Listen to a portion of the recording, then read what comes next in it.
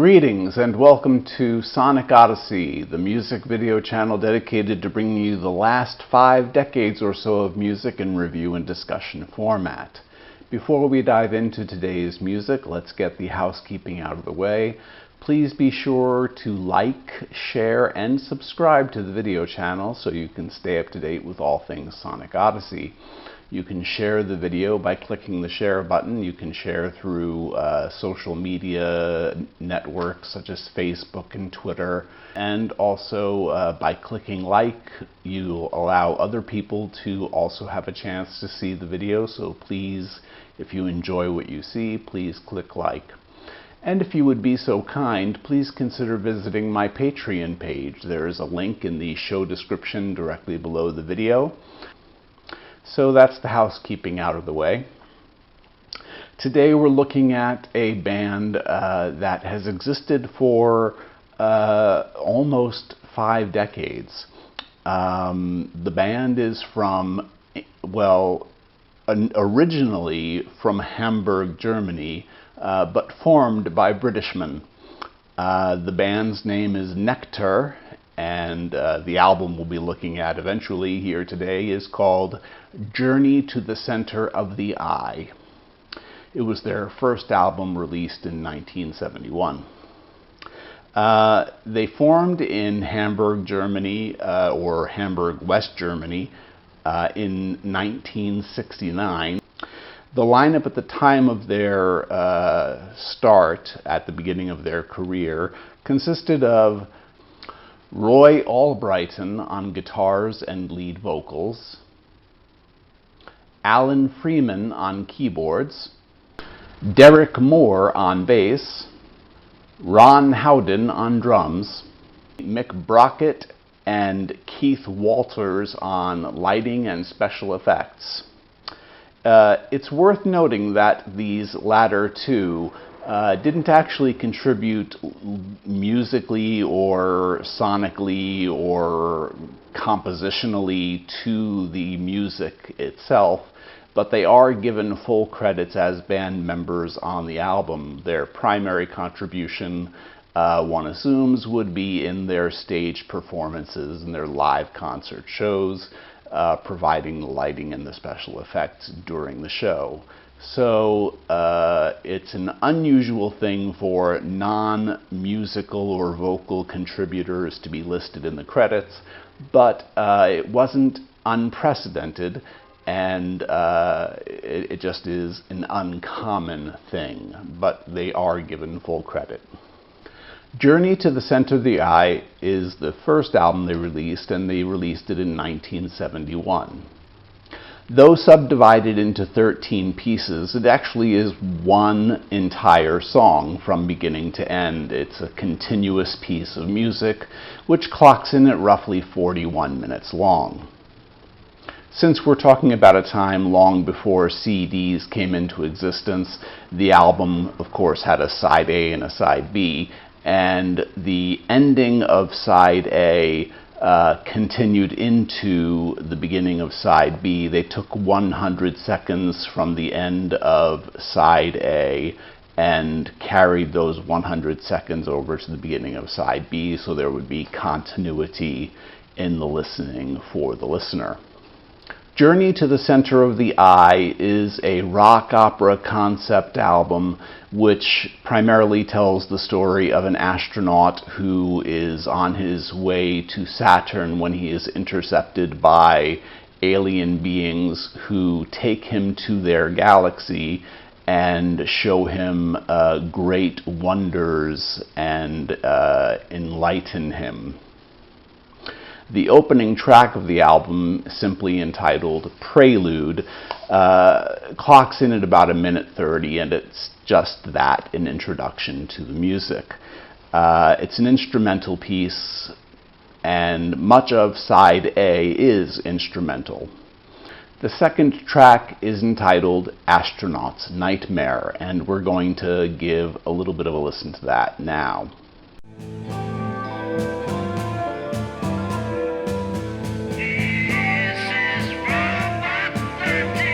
Speaking.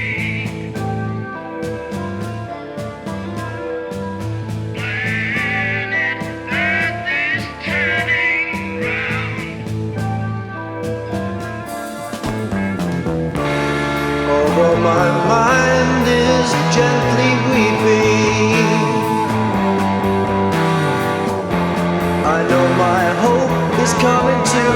I know.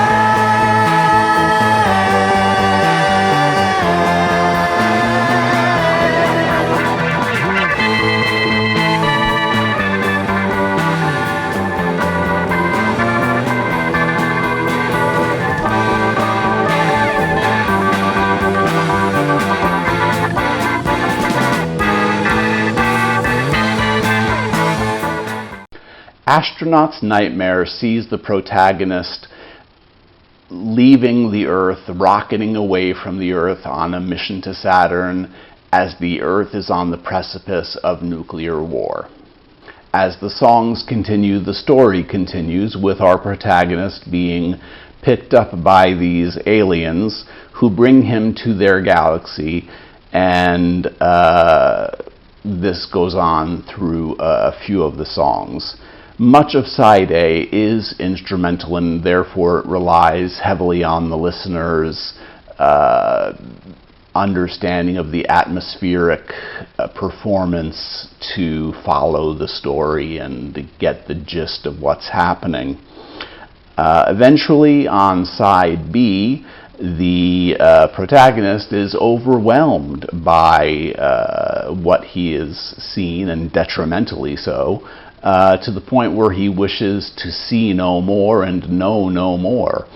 And he wishes that his eyes be taken out, and the aliens grant him his wish in the song which is entitled "Burn Out My Eyes," and we're going to give a brief listen to a part of that now.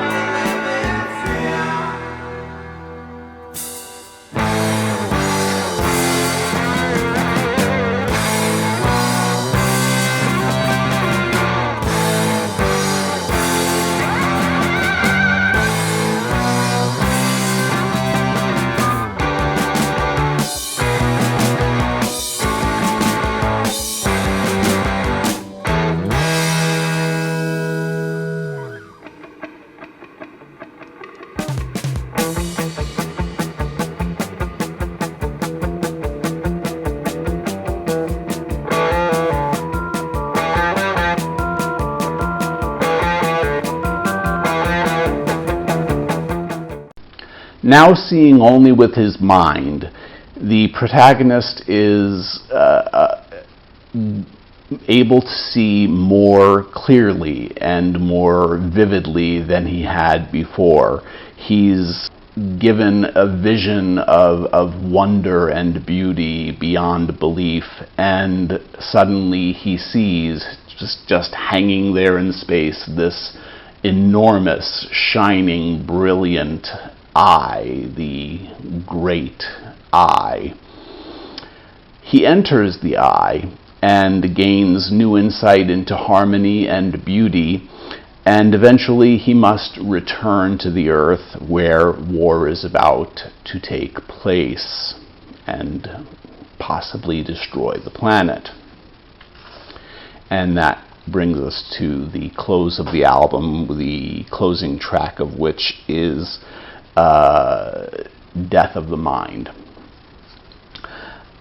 Journey to the Center of the Eye is often interpreted as a commentary on the nuclear arms race. Obviously, the state of the Earth has changed a great deal since 1971. But I think that the commentary still has some power and import in today's, uneasy times. Nektar is still around as well. They exist in two forms. There's Nektar and New Nektar. They both have material that has been released over the last decade, and they do remain active to a degree.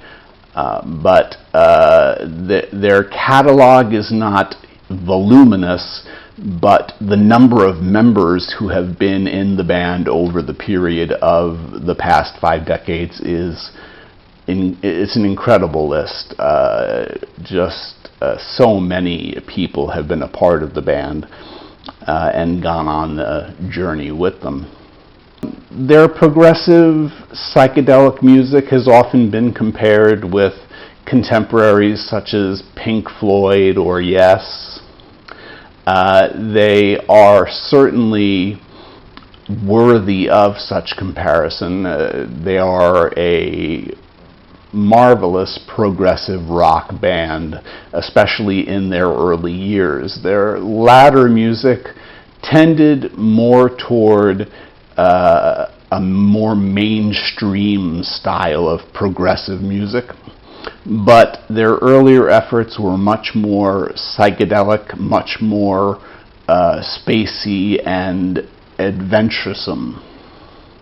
And I would give Journey to the Center of the Eye 4 out of 5 stars. I think it's a marvelous piece of music, and I hope that you enjoyed listening to the samples and that you'll consider checking them out on iTunes, Spotify, or wherever you find your music.